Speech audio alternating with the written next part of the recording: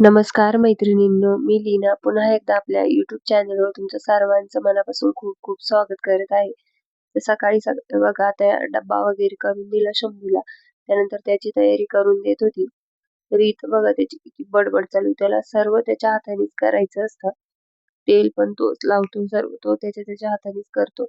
पण मग कसं आहे व्यवस्थित करत नाही ते. इतकं वाढून घेतो ना, की सर्व शर्टवर आणि ते म्हटले मग आपल्याच हाताने आवरून देईल बरं. तर इथं बघा आता मी त्याची तयारी करून देत होती. तिचा डब्बा वगैरे झालेला होता. तर बघा झोप झालेली नाही. दुपारी झोप ही अजिबात घेत नाही. बघतो बघा माझ्याकडे कसं. तर व्हॅन येते त्यामुळे पटकनच आवरून द्यावं लागतं. तर त्याला मी म्हणते पावडर लावतो. नको म्हणतो मला पावडर नाही लावायची आहे. तर पावडर लावून कुठे जायचंय म्हणतो असं त्याचं चालू असतं. तर आता तयारी वगैरे इथे सॉक्स वगैरे घालून त्याला तयार करून ठेवते. कारण व्हॅन आली ना मग पटकन बूट वगैरे घातले का लगेच बरं पडतं. कारण त्याचा खूप टाईमपास चालू होता. कधी काही निघतं. आता बघा त्याच्यासाठी त्याला वांग्याची भाजी आवडते म्हणून भाजी केली होती वांग्याची आणि पोळ्या. तर आता त्याचं ऐन वेळेस निघालं की मला भाजी नको देऊ, मला ना पापडाची चटणी दे असं. तर मग मग म्हटले चल जाऊ दे आता. तर मग इथे मी आता उडदाचे पापड आहे ना ते भाजून घेतले आणि त्याचा खुडा करून त्याला इथं चटणी पापडाची देत होती. तर कधीच नाही म्हणत तो, पण आज पहिल्याच वेळेस म्हटला का नाहीतर त्याला वांग्याची भाजी खूप आवडती. तर तेच ते म्हणतो, पण त्याच्या काय मनात आलं आज मला ते नको देऊ, का पापडाची चटणी दे असं.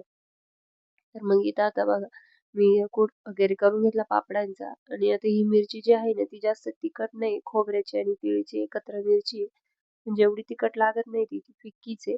पण दिसायला तेवढी लाल दिसते. घरीच बनवली. त्यानंतर आता तेल वगैरे टाकून घेतलं त्यामध्ये आणि त्याला इथं आता ही पापडाची जी चटणी ती इथे मी बनवून दिली होती.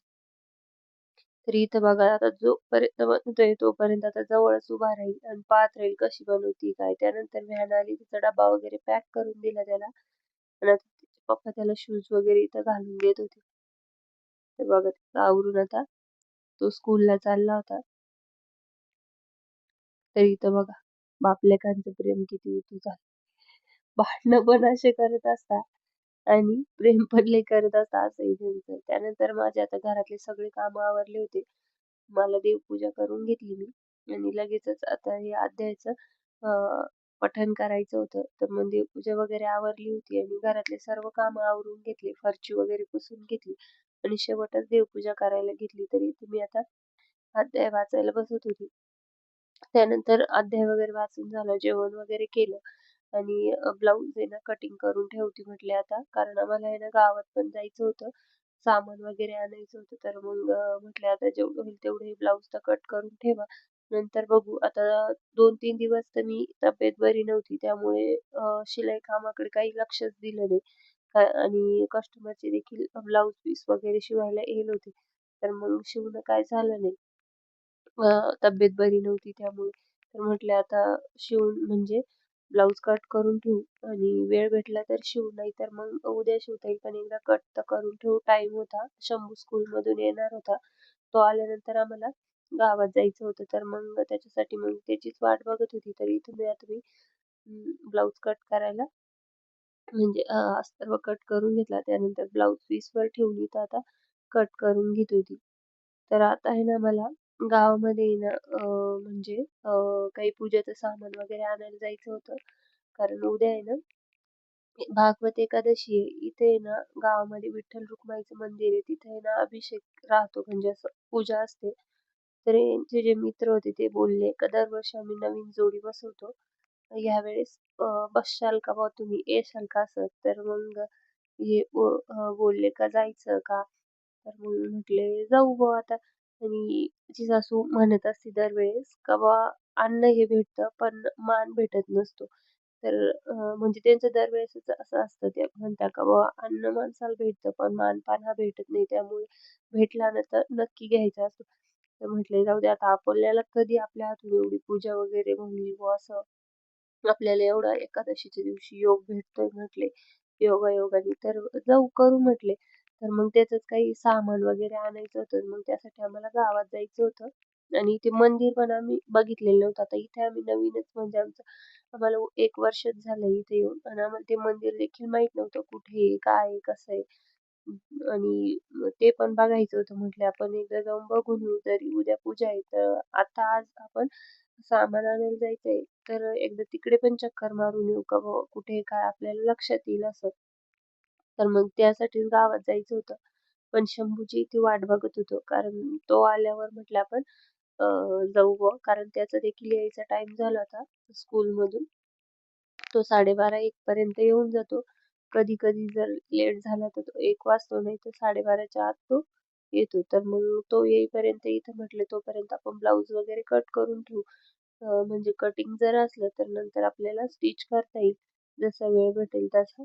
तर मग इथं माझं आता कटिंगचं चालू होतं. आता इथे हे जे ब्लाउज आहे ना, हे तर मी कट करून घेतलं होतं. त्यानंतर अजून एक ब्लाउज होतं. अ, म्हणजे एकाच कस्टमरचे 2 ब्लाउज होते.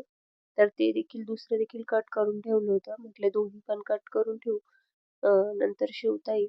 कारण कटिंग केलं ना बरं पडतं शिवायला. कारण नंतर लगेच शिवायला पटकन वेळ भेटल्यावर घेता येतो. त्यानंतर शंभू आला होता. तर बघा शंभू हा आज बघा कसा अवतार घेऊन आलाय. शर्टचे बटन वगैरे ओपन करून सगळे आणि आल्यावर सांगतोय का टीचरनी सांगितलंय का व्यवस्थित राहायचं, चांगलं राहायचं, शूज नीट घालायचे, व्यवस्थित बोलायचं आणि अवतार बघा कसा करून आलाय. एकदम कोणी म्हणे तशी भांडणं करून आलाय. आणि घरी येऊन सांगतोय का टीचरनी सांगितलंय मला असं राहायचं, तसं राहायचं आणि सर्व बटन खोलून आलाय शर्टचे. तेव्हा आता ब्लाउज कट केलं होतं, तर तो येईपर्यंत मी इथे स्टिच करायला देखील बसलेली होती. म्हटलं आता होईल तेवढं स्टिच करू. आता तो आला होता, तर त्याला जेवायला वगैरे द्यायचं होतं. तर मग म्हटलं त्याला जेवायला वगैरे देऊ. तोपर्यंत त्याला बोलली, "तू तुझे कपडे वगैरे चेंज कर, हात वगैरे धु आणि मग जेवण केलं का मग निघता येईल." म्हटलं आता त्याला म्हणत होतो का आमच्यासोबत चाल. पण त्याचं असं असतं त्याला टीव्ही पण बघायची असते ना. तर मग त्याचं सर्व त्या टीव्हीमध्ये असतो. कारण त्याला जास्त टीव्ही बघायला भेटत नाही. मग जेवण वगैरे केलं, कपडे चेंज केले आणि लगेच टीव्ही समोर बसला. आता त्याला मी इथं म्हणत होती, "चाल आमच्याबरोबर." तर "नाही तुम्ही जाऊन या. मला काहीतरी खायला आणा. मी घरीच थांबतो." इथं बघा. मस्त चालू आहे. आता आम्ही निघालो होतो सामान वगैरे आणायला. आता बघा मला सर्दी झाली. त्यामुळे 2 दिवसापासून आहे ना, मी ती नाकातली जी मुरणी आहे ती काढून ठेवली. पण नाक असं एकदम सुनं-सुनं वाटतंय.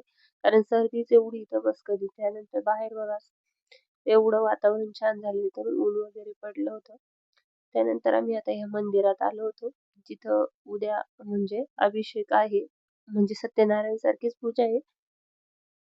तर तिथं आलो होतो. इतकं छान मंदिर होतं ना, मस्त होतं. म्हणजे एकदम निवांत वगैरे भारी वाटत होतं तिथे गेल्यानंतर. तर हे बघा ही विठ्ठल रुक्माईची मूर्त आहे. किती छान दिसतंय बघा, किती मस्त शृंगार केलाय त्याचा.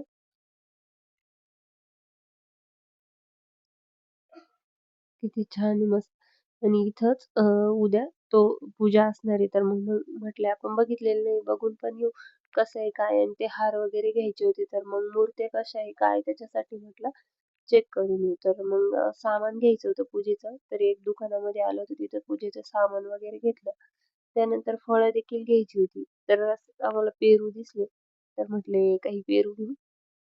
इथं बघा, आता हे गावरान पेरू होते शेतकऱ्याकडले. त्यानंतर काही फळं घ्यायची होती. 5 फळं घ्यायची होती. तर मग पेरू तर घेतले होते, पण मग इथं आता ॲपल आणि ते घेतलं. त्यानंतर बघा आता खूप दिवसाची माझी इच्छा होती, की कुबेर प्लांट म्हणजे ते जेट प्लांट सारखं असतं कुबेर का पौधा असं म्हणतात त्याला, ते न्यायचं होतं. तर म्हटलं आता आलोच आहे, तर नर्सरीत एकदा चक्कर मारू आणि बघून घेऊ. इथे एवढे भारी-भारी झाडं होते ना, असं वाटत होतं कोणतं घेऊन कोणतं नाही. इथं बघा मी बांबू ट्री पण बघत होती. या अगोदर पण मी 2-3 वेळेस बांबू ट्री लावलंय. पण आहे ना, ते ना जास्त टिकतच नाही म्हणजे खराब होऊन जातं. काय होतं काय माहिती. तर इतकं एवढे भारी छान-छान झाडं होते आणि ते इथं बघा, ते कुबेरचे पौधा म्हणजे जेट प्लांट सारखं असतं ना, ते बघा इथं होते. तर आता मला इथं हेच घ्यायचं होतं. तर त्यासाठीच मी इथं आलेली होती. म्हटलं आले तर घेऊन जाऊ. खूप दिवसापासून चालू होतं का घ्यायचं, घ्यायचं.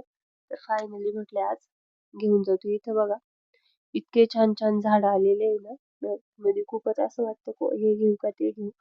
आणि असं नाही मागच्या वेळेस पण मी फुलाची वगैरे झाडं नेली होती. पण इथं खूप टवटवीत दिसतात ते छान वाटतं. फुलं येतात आणि आपल्या इथं गेल्यावर थोड्या दिवसातच त्याला फुलं येतील. काय होतं काय माहिती. तर इथं बघा गुलाबाचे एवढे झाडं होते ना, सर्वांना फुलं आलेली होती बघा. मोगऱ्याची पण किती मस्त दिसत होती बघा. पावसाने तर खूपच छान दिसत होते. ते सर्व गुलाबांना कळ्या आलेल्या तर वाटत होतं घ्यावा. पण म्हटले जाऊ दे आता.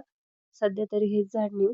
नंतर बघू म्हटले. तर हे बघा किती मस्त मस्त इकडे देखील छान छान झाडं आलेली आहेत.